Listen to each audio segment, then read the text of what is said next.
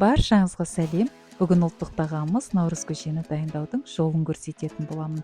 Ол үшін кем дегенде 7 түрлі дәм қажет.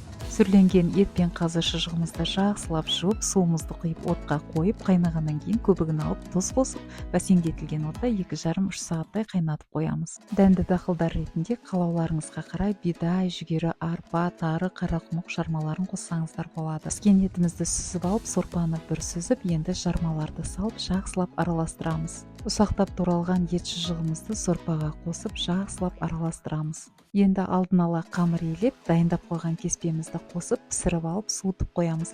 Салқындаған көженің үстіне айран қосып, үй қатығын қосып, жақсылап араластырамыз. Мінекей, наурыз көжеміз де дайын болды. Өте дәмді, жасап көруге кеңес беремін.